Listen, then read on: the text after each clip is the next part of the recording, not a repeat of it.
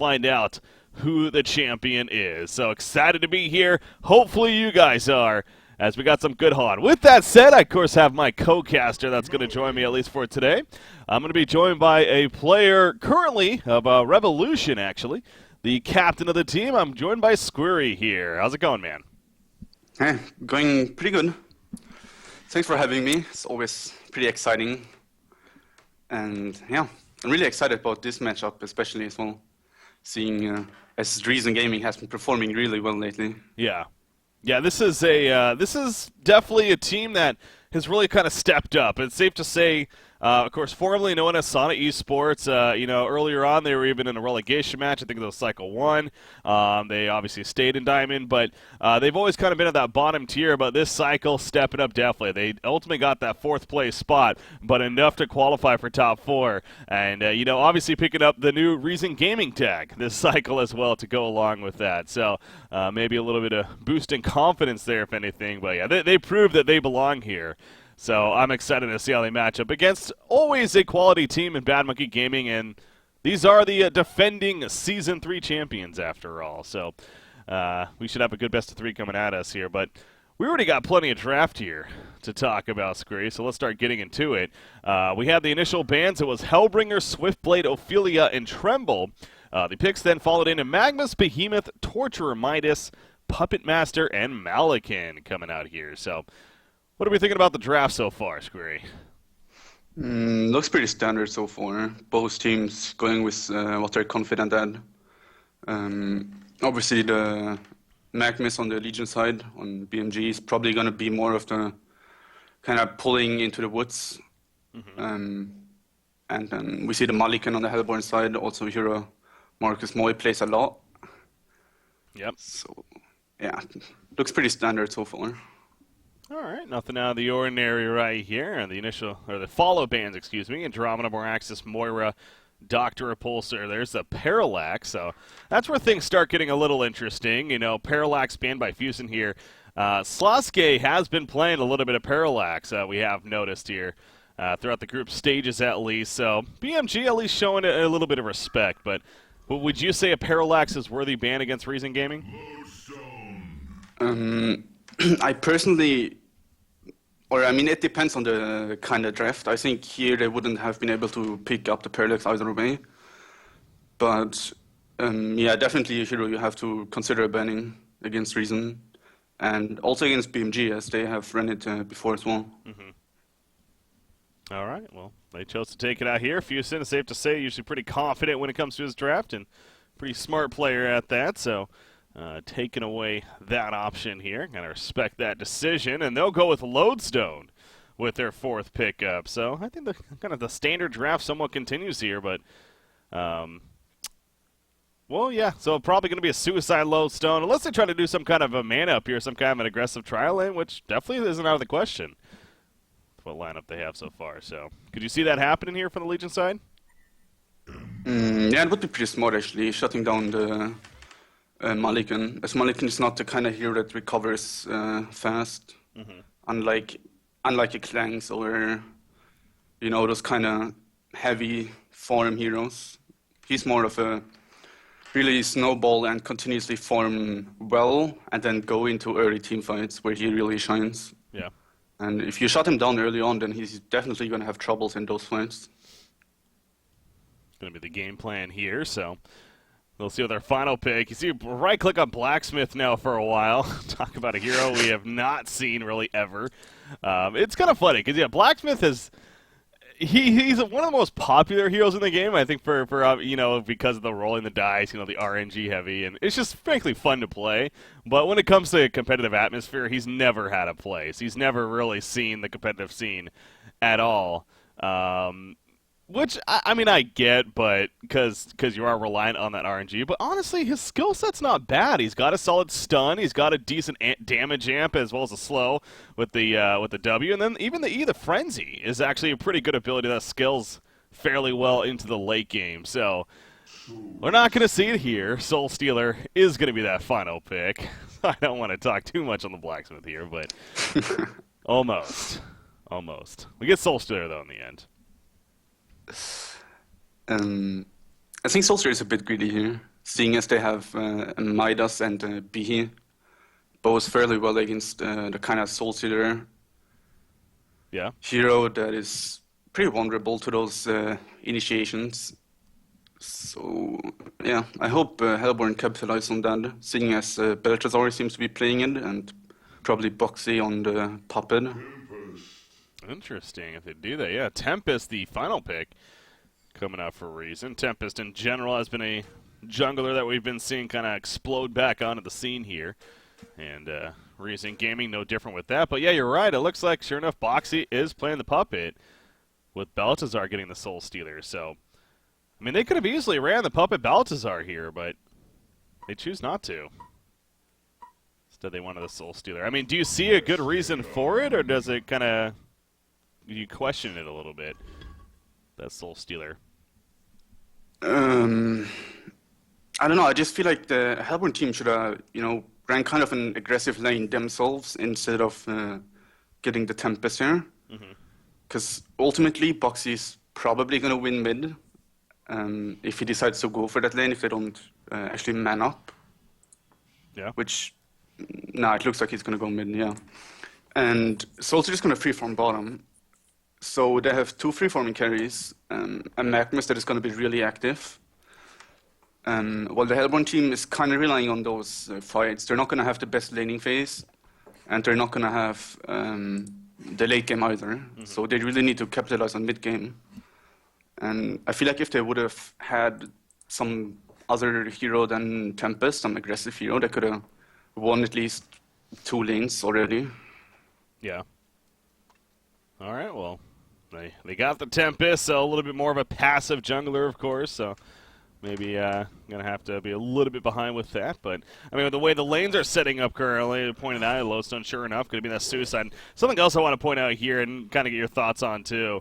I mean, we've seen this now several times. Bunny Lover actually seems to be one of these supports that loves doing this here for a reason, where he buys a TP, he ports top or whatever the short lane essentially is going to be, and then puts the ward of sight down as soon as possible. So, it does give you that information and pretty much guarantees that you're going to get it without them noticing as you get there so quickly. Is it worth it, you think? I mean, is that necessary, or is it overkill? I don't know, honestly. I mean, I guess it's preference things. I mean, if he likes to do it, then sure. And he also got the pulled region here, so I guess it's all right. All right, yeah. We talked about, I mean, not having to upgrade the courier anymore. I mean, maybe there's a little bit more logic to being able to do this because, you don't have to worry about that 200 gold that you necessarily need early on in the game. But, yeah, I do find it interesting still. But, I mean, I at the same time, I do understand that information is pretty vital here going into a laning stage. And, it's not a bad war to have either in general. It does get you in case, like, somebody's porting in to set up a gank or whatnot, so there's other purpose for it. But you see here, it is just the load zone again, and Empath going to have a decent time against it. But Lowstone's not a suicide hero that you necessarily want to get too comfortable against, because he will burst you down pretty quickly if you're not careful. So, do you think Lodestone actually should be able to have a decent time in the end here at the top lane, or is it going to be trouble for him? I think he's going to have a hard time once Mulligan hits level 3, simply because the Swear Throw does so much damage early on, and he can just pretty much spam it. Yeah. As he doesn't really have to care about ganks or something early on, so it's going to be a lot of harassment damage coming out on the Lodestone.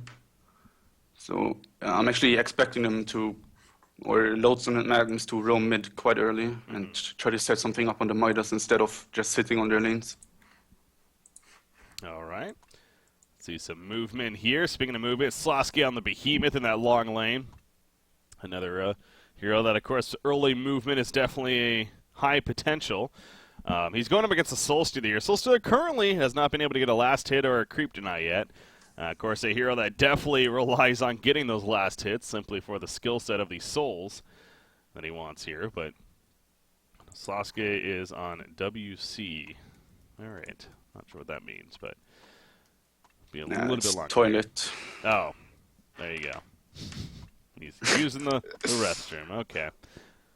Get some inside information here from Squirry. All right. Yeah, he didn't get a soul yet because it's actually the Magnus pulling. Oh, yeah. Okay, that makes sense. Wow, yeah, okay. Yeah, I was actually a little concerned about that because it seemed like he should have been able to at least get something so far, but okay. Yeah. Makes a little more sense. The classic BMG here. It's definitely going back to their roots. Yeah, I mean, they made it work in the past, so... And always good to see Root of Z on the Magnus, as he's really active early on, usually. I feel like BMG has kind of been going back to their quote-unquote roots a little bit here. They throughout the group stages, I know we talked about that a little bit with just certain hero pickups, doing this whole secondary support jungle pull. I mean, I know they've been trying this Fusion jungling a little bit and kind of some mix-up with heroes and everything, but yeah, it's, this is a team that won season number 3. I find it weird that I have to even remind myself that every time and again, but it's true. I mean, these are the season 3 champions here, obviously with just one different player essentially. So, definitely a team with quality play, and, it's sometimes best to just do it. Has always worked best in the past, so kind of glad to see that at least, and we'll see if it comes through here in this game at least. Bottom lane? No, Behemoth should be fine, I guess. Dealing with some issues. But Puppet Master versus Midas middle lane here, Squirry. How do you feel this one should play out here? As Calamine's going to take some good damage there. It's kind of what I'm worried about as well. If Boxy dominates this lane as he is right now, or keeps doing it as he is right now, then the Hellborn team is definitely in a tough spot, because it's just a puppet that has so much impact, and Boxy definitely one of the better puppet players out there. Yeah, he has his very unique build too. I mean, he's one of the few that, this is obviously a team in general, usually when we see Puppet, we see it in that hard carry role, the short lane, but BMG does like to do this middle lane with it. Now, as I say that, he gets blocked by Behemoth here, but he should be fine as, well, Midas coming in his level 4. He missed the initial hit, though, with the Elemental Warp. However, he still will get the Transmute off, and down goes Boxy. I mean, it really goes to show you just the power of that fissure there. If you're able to block somebody, I mean, even with the initial getaway, he still wasn't able to escape in the end, so good kill. Yeah, that was really lucky. Cutler main just hitting level 4 there. I don't think they would have gotten the kill otherwise. But yeah, just got it in time and managing to get the kill. It's pretty huge for them. That's just as we're talking about how Midas is having a somewhat difficult time. In fact, even after that, he's still only 3-1 against a Puppet Master who's 14-4. So I feel like Midas should be a little higher than this. No, I mean, is this really like expected to you, or should he at least be a little higher, you think? It depends. The hero kind of excels when he gets that ulti, and before that he has most of the times it's kind of rough to last it properly against against a superior hero, or a hero that has a better attack animation. So I did kind of expect this, but yeah, he should have probably done a little bit better for sure. Yeah. Well, he was having those issues apparently. Oh, he did have the pause early on, so I don't know if that had anything to do with it. But hey, game's moved on. Obviously, he does have an assist now for that Bloodlust kill, so things are getting a little bit better here, as we notice. Puppet Master, seems like Boxy is feeling a little bit of pressure now. Obviously getting ganked by Behemoth. Behemoth currently has been missing. Empath was also roaming in. They did see him with the Ward of Sight, though, so wasn't able to necessarily get in there for a kill, but it's keeping Boxy at bay. He's having to play very defensively, as we notice here. Top lane, by the way, Malikan's in trouble. Malikan's going to go down. You see Magnus and Torturer coming up here with Lodestone. It essentially ends up being a tri-lane, and Marcus Moy ends up getting caught, so that's a great roam from BMG, and clearly caught him off guard there at the top lane. Would you expect the double support to be up here this early? That's kind of what BMG does. They get that pull off in the woods, and they get some levels on the Magnus, so he gets the range to initiate, and then they simply do that. I mean, Solitaire is free from the bottom right now, and being able to rotate those two heroes like that is really huge for them. Wow, They're committing big time. The Elemental Void catches Lodestone, but no one else. Lodestone is going to end up falling. Malikan, though, he tanked the tower that whole time. He's going to go down. Magnus, he's not going to be able to stun away, or will he? He has 1 second. He has it now. He's not panicking with it. He will use it at the last second, and he actually manages to escape right there. That isn't, I mean, BMG should not have come out on top of that right there, yet they somehow do, as Malikan ultimately fell for the Lodestone. You do see Torture's going to get caught.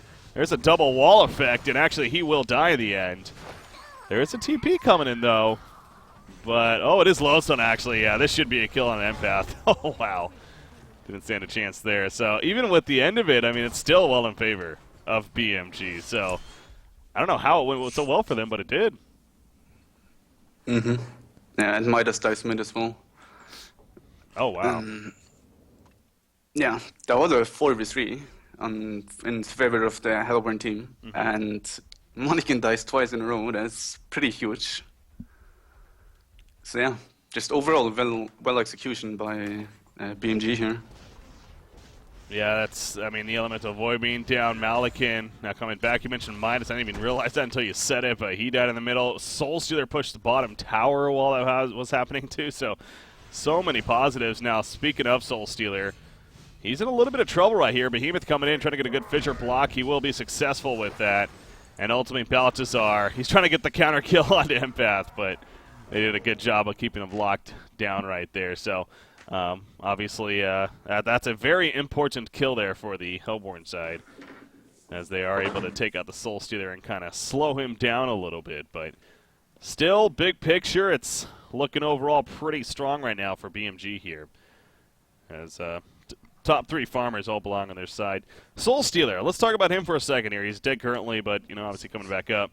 What would you like to see on Soulstealer here as far as item progression?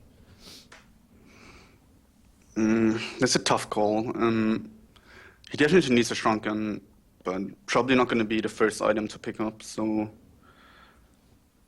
I know Boxy likes to go for an early PK. So the question is, does Boxy have enough influence on Baltazar to get it as well? But yeah, I feel like a Firebrand or a PK into a Shrunken would be kind of good, just to get some damage output and then some defensive tool. So you like more of the mobility here with the portal key rather than the right click, something like the Firebrand, Geosbane, that style? Yeah, probably. I mean, they have a lot of jump potential and lockdown. And yeah, having the kind of PK jump on a lockdown target with a Soulstealer, that would be definitely great. Okay. Oh, he did buy an Energizer there, so there we go. So yeah, he has the Steam Boots in the Energizer now. We'll see where he heads next as he's resurrecting. Currently top lane, though. Possession activated by Malikan, but the Shatterstorm still goes off. And sure, Malikan has plenty of armor when he pops that ultimate, but you see the Shatterstorm coming out. That definitely kind of changes that a little bit. So that's another huge kill, this one in favor of BMG, and they're coming out on top when it comes to the bigger kills. Only 5-4 kill lead, but still, they have now a 2,500 gold lead as well as an 1,100 experience lead here at this time. So, oh, Torturer, he's going to keep them guessing. They run uphill into him. They knew that something was up, but this is going to backfire big time as Magnus stunts in as well. Midas and Empath both in trouble. Midas trying to get away with the Elemental Warp. He will for the time being. Here comes Malikan. Doesn't have the ultimate. Not going to matter here. And actually Magnus, though, he will stun out. They did end up picking out Midas. And Magnus going to try to run away here. The Elemental Void, again, was on cooldown. For Tempest, but Lodestone comes back in with a huge rocket drill. Secures the kill on a Midas at least. Those elementals are doing some damage, but Malikan thought about sticking around and trying to set up a turn kill. Double tap for Maka is the end result. Oh, the decision making here seems to be a little lackluster on the side of Reason. They're picking fights that they're not able to win. Yeah, and they weren't even outnumbered. They had quite some people there initially. But I have to say, Boxy's positioning in that fight was insane. He managed to sidestep pretty much all abilities of the Hellborn team, and then positioning himself so he could finish off the Midas with his ultimate. So that was pretty huge. Pretty well played by him. And then obviously Mako with the perfect timing, getting in there, starting boast.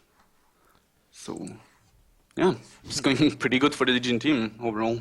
Yeah, I think that's a safe assumption here. And yeah, Lodestone, I mean, just the impact that he's had, like, it's a suicide. I mean, you really have to remind yourself that too. Was essentially a suicide hero. I mean, really, it was 1 versus 2 against the empath Malikan up here, but because of the rotations, especially, he's been able to pick up some kills. He's now 5-1-0, the top farmer in the game. He's going to have a portal key sooner than later here, and in fact, he's setting up for another kill already. If Malikan goes up even a little bit right here, he's dead. The elementals are coming in. They're going to spot Lodestone, but it's just too late. He comes in with a Shadow Storm. Magma stuns in, and that's a kill. You see Tempest is coming in. He has an elemental void. Would he use it? They need to if they want this kill. There we go. And here comes the support. Everyone's here. They're like, damn it, we need to stop this. And so they do get at least 1 turn kill. But still, I mean, that's Malikan dead yet again. He's only 230 gold per minute right now. This Lodestone's having a crazy amount of impact here for the Legion side. And now the push middle as well. Yeah. It's just snowballing out of control here. And yeah, BMG definitely one of those teams that have been running with the smoke from the start, and they're still capitalizing on it. I mean, the Root of Z definitely getting those kills just because he was able to smoke up top. So yeah, it's really nice to see those rotations. Yeah, you see the Ward of Sight pretty deep in the lane over here at the top side, but exactly because Magnus had the Veil to Rot, he wasn't actually seen. So, safe to say that 100 gold investment was very well worth it there for Root of Z. And yeah, you're right. They were really kind of the first team to definitely, as soon as they came on in Season 3, they took advantage of it off the bat. And they're continuing to do so. So, well played on their part for sure. Soul Stealer, another 1,700 gold saved up. He got the portal key on Make if he wants it here, which I'm sure he does. It's obviously such a powerful tool on a hero such as Lodestone, as it really is on any initiator here. As he's going to pick it up, I'm sure, very shortly. Malikan, though, kind of resorting to farm in the jungle, though, at this point. That's never a good sign. I mean, if you're this Hellborn team here, what's the answer, you think? Well, what are you doing to try to slow down this game here? I'm not sure. I mean, they have the PK on Slaska now, on the Behemoth. I'm probably going to wait until Tempest and Midas finish their items, whatever they're going to go for. And pretty much just sit behind the Malikan and get some pickoffs. If you don't get pickoffs now, then, or anytime soon, then the Legion team is just going to keep on forming. And as we stated earlier, they probably have the late game as well with those 2 carries. Yeah. Yeah, the Soul Stealer and the Puppet Master. Again, Boxy doing what he usually does, especially on Puppet. He gets the early Grave Locket. He goes to the Tablet of Command right here. So, you know, again, he's not necessarily playing that hard carry Puppet Master, but he still has plenty of potential to still hit hard. I mean, the Voodoo Puppet alone is always going to be bringing you plenty of damage with the Whiplash, especially. So, the Tablet, it's worked many times before. I'm sure it'll work out here once again as Invis. Who needs an Assassin Shroud when you get Invis runes? Unfortunately, he's going to run right over a Revward here. And he will be seen. So they know he's coming over. Do they have another one? Oh, they have another Revward here, actually. Boxy. He's going to sit just outside of it. And he's going to end up killing Tempest with a Voodoo Puppet. Wow. I mean, they knew that he was here somewhere. And he happens to just pick the right time to jump Tempest. Meanwhile, Malikan top lane. He may fall here. The Shadow Storm was on cooldown. That's the only saving grace, if anything, but it doesn't matter. Boxy gets in there with the Tablet, and he gets the kill. Meanwhile, bottom lane, Behemoth, by the way, goes down to Soul Stealer. So, who it looks like he even used a Shockwave there, trying to go for a kill on a Soul Stealer. So, it's I don't know if things are going to be changing anytime soon here for a reason. It just seems like BMG is just, they came here to play, and they're playing it very well right now here in this first game. There's another portal key. Yeah, Magnus. perfect execution. Yeah, Soldier got his as well and actually killed the Empath and the Behemoth. Yeah. So, yeah, it's just snowballing out of control here. And I honestly think if you're the Hellborn team, you're probably going to call it a game at 15. I think we're kind of at that point where they know that the Malikan has 250 GPM. And they probably are going to look to take a fight with the BH Shockwave and Tempest ulti. And if that kind of wipes, then they're probably going to call it and try to go for another game. Yeah, I mean, you do have to say it, especially in a playoff match here. The game want to kick it off, but I definitely agree with you somewhat. BMG just clearly on another level right now. And this is a Bad Monkey Gaming team that definitely has had some disappointments here so far in Season 4. And last cycle especially, they didn't make the top 4. And, you know, things were definitely some questions are coming up. You know, what's the deal with these guys? But here they are back in the top 4 for this cycle. And obviously coming out here on a mission to kick it off. And they're going to try to continue this trend here of aggressive play. Lodestone Magnus here at the top lane. They're looking for an opportunity. Again, you see Malik, and he's doing anywhere he can get with farm. He's barely farming the hard camp here in the jungle. Meanwhile, bottom lane, by the way, Puppet Master going to be jumped. Torture's nearby. Look at how tanky Puppet is at this point. He's able to take all this damage. I mean, they use everything to get the kill. Torture actually ended up getting caught as well, but now here's the response. The Soul Burst coming out. Down goes Behemoth, as well as Tempest, and now it's a turn on to Empath and a hat trick for Baltasar. So, I mean, reason they got 2 kills. Unfortunately, they lose 3 in the end, and they used everything to make those 2 kills happen, really. So, I mean, Malikan wasn't there. I guess that was the only thing that wasn't the best for them, but that's just another tower kill. So, they do take a fight with Behemoth, but it does come out on the losing end. Still going to try to give it a shot for the time being, but again, it's the trend of, I mean, Malikan, he's still trying to even finish an Insanitarius here. It's not going to do him a whole lot at this point, at least. That's definitely not. Needs a lot. I mean, yeah, that was just the Hellborn team getting kind of greedy for the, what was it, torture kill, I believe? Yeah. And the Tempest ulti, that was just, they didn't have the burst, they used everything on Puppet, they should have just gotten out, and yeah, unfortunately, overextending a little bit, and all the PKs of the Legion team coming into play, and turning the game, turning the fight there. Quick reactions there in the middle lane as Midas managed to portal key away just before he got caught, but flashy plays and like that are good to see, but ain't gonna win you games in one like this especially, so. Will they try to take a fight here? Shockwave is not up, so you'd figure probably not. Neither is Elemental Void, and they probably at least want that too, to have any kind of shot here in an upcoming fight. So, again, maybe do kind of a reset here. Another 80 seconds, that Elemental Void will be up. Malikan ideally should have the Insanitarius by then. I mean, they're almost pushing up as if they're going to try something, but I just feel like that would be a little silly at this time. Try without an Elemental Void here especially, so. But they are delaying this middle push as much as possible. It is going to fall, though, once another creep wave comes in here, most likely. And the other thing to note is, obviously, while they're sitting here trying to defend the secondary tower, they're getting 0 farm out of it. Nothing's happening when it comes to killing creep. So Behemoth, he's going in. All right, they are going to try. They do get the quick kill on a main support Torturer. But now here's the response. Lodestone jumping in. That lands a nice on 2. And they take both Midas and Empath out as a big soul burst from Baltasar to secure it. So, yeah, reason.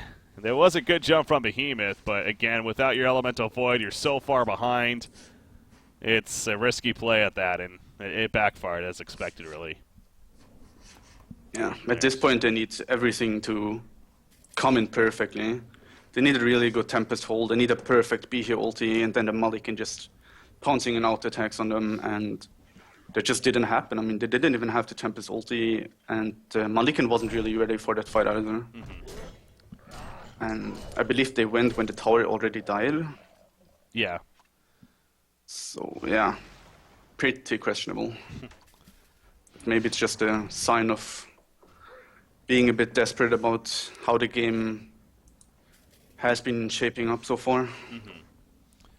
Yeah, I think that's definitely a good. But it's like at the same time, again, it's if you're going to be doing that, trying to make plays when not everything is up, when you're so far behind, they got to know they are. I mean, you're really not helping your cause ultimately. So, just hope that they pick up on that. That they really need it all to come together and try for a big fight, or else they're going to keep losing the exchanges at this point here. I mean, you got now Shrunken Heads on both Soul Stealer and Puppet Master here.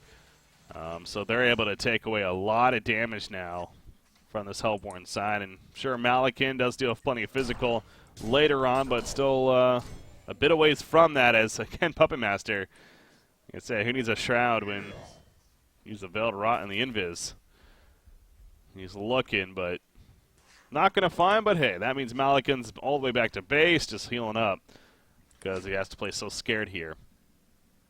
As their jungle's pretty much taken over here by Bad Monkey Gaming. So there's a tablet at least on Calamine for the Midas, so something here. But yeah, it's not looking too good still. I mean, they have a 620 GPM Soul Stealer, and then 2 other heroes being on 400 plus GPM. Yeah, it's gonna be interesting how the Hellborn team plans on coming back here. Yeah, I mean, part of me almost wonders too if they actually realize how far behind they are. I think it's one of those cases where they might not. I mean, yeah, I think they do. Yeah. I mean, whenever you see a Mulligan being on 300 GPM at this point, you know the game is not going in your favor. Yeah. Mulligan is just one of those heroes. Either you're like going full good, like really good in the entire game, or you kind of suffer and don't really get too much, because the hero is just about, I don't know, he's just not as mobile as other carries or in fights as well. So it's kind of hard to really make plays with the hero. Yeah, that's fair. Maybe not as great as coming back as others are, and definitely kind of feeling that here. Behemoth, he will jump in, but the Shrunken Head popped immediately by Puppet Master. He's going to turn and kill Behemoth in response right there. Soulstone in the background. The Element Avoid, a pretty good one, but it's going to be stopped. The stun from Magnus actually missed, but it didn't matter as they just kill him anyway. So it's really turning out as expected. I mean, a fight takes place, and BMG just absolutely dominates here is the end result. They are going to fall back, as you know, that was also a case of they dove way past the base tower. Usually we'd be saying, oh no, don't go too far. Well, when you're this far ahead, you can kind of take that risk. So they don't get the tower kill or anything like that, but they do get 4 hero kills. They get a buyback on a Malakin, and they'll port back and get bigger and better items. You now got a Firebrand here on Soul Stealer. Puppet Master bought something. It's being delivered to him, so we'll see what that is. Sheepstick on Lodestone is even coming already at this point in the game. So, yeah, we're only 22 minutes in as well. This is how far ahead they are. Jeez. Yeah, it's... So now we're getting to that point. What is your thoughts on this? I always like to bring this up in cases like this where a team's clearly dominated. I mean, this is a loss here for a reason. There's really not any chance pending complete throws here by BMG in the next 20 minutes that they just constantly throw. If your reason here, would you say it hurts to continue on almost? That like you're just kind of banging your head against the wall is, I guess, the term you could use, the comparison? The problem in these kind of situations is that it's not going to be, I can promise it's not everyone that wants to keep on playing this game. Yeah. I can feel Marcus Moy in this position.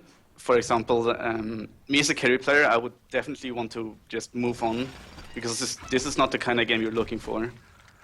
I'm fairly sure, though, that Behemoth and Midas definitely want to keep on playing. And they they still have a chance getting those ultis off, right? But it's like a 1% chance to get everything perfectly done, having the Mulligan survive, get farm, and then be able to push something, get something out of it. Mm-hmm. So, yeah, it's going to be just... I don't know how to say it properly. The team spirit is going to be down after this game if they really decide to keep playing this out, I feel like. Yeah. And that's definitely going to hurt them. Speaking of the carry player, ooh, he is able to sword throw away and looks like he will be able to TP out, but again, and just when he feels like he gets a little bit of farm, all of a sudden he has to quickly run and go in panic mode and get the hell on out of there. So he's trying to get that shrunken head if possible. Again, maybe if anything, if that, and they do have the behemoth, they got some wombo combo potential that is there most certainly, but we're also at a time where that would need to happen multiple times, and you're dealing with all the items here of the Legion side, which now includes a sheepstick on the lodestone. I'm pretty sure, at least. He just spent a lot of gold with the blessed orb, so not coming just yet, but if anything, again, he'll have it shortly here for him. Post-haste on Root of Z as well, so this is a secondary support Magnus, Portal Key Tablet, and now post-haste picked up onto him. I feel like post-haste, we've actually been seeing a little bit more lately on the comp scene. You know, Evil Corporation especially, they like this whole Tundra Parasite combination they've been busting out here, and it's great for things like that. But post-haste, I really feel like we were seeing at least one or two a game almost, even earlier on. Is post-haste an item that you think is undervalued? I mean, are you surprised to see it at these points? No, mid lane. Oh, yeah, middle lane, we actually have a fight breaking out here, but kinda. I mean, they're going all out on it just low, so now it's like Soulster's like, all right, my turn. He jumps in with a Soul Burst. The other Devoid is going to do practically nothing right there. Tempest goes down immediately. Malikan just running this whole time. Again, that's never a good sign. He's just trying to run from the whole fight, really. He goes for the TP out with a sword throw. He's going to be caught, though. And he will be killed here in the end. So, yeah. They jumped lodestone. They ended up killing him, but they used plenty. Yeah. And now their ultis are down again. I don't see them defend base. Okay, they're actually getting conquered here. Yeah. So post-haste, though, what do you think about the item? I think there have been so many buffs to the post-haste in general, and I think the biggest reason is the buff to the ball. Oh, wow. That was a huge shockwave there from Behemoth. And it still doesn't matter. I mean, that was one of the bigger shockwaves for sure. And it just didn't matter. I mean, nobody died, and they still just kill Kongor anyways. Falstar gets it. So if he waited just a couple more seconds, I mean, maybe it could have been something, but wasn't to be. Yeah, I was going to say, I mean, come on, guys. they got to throw in the towel soon. All right. It is official. GG, well played. Recent Gaming will give up here on game number one, and I think it's understandable. It's obviously getting way out of hand at that point. Bad Monkey Gaming just simply too strong there. And I mean, obviously there's always several things you can look at in games like this, but I really think a lot of it is that BMG definitely came here to play today, and they are looking good here. Their coordination seems on point. What do you think it ultimately was? The lineup, their play, what? No, I would just say it's definitely, as you pointed out earlier, going back to the roots. And they know how to execute these kind of lineups, and they did it perfectly this game. Did a lot of rotations that worked out properly, and yeah, just really well played by them. Kind of overrunning the Hellborn team here. Mm-hmm.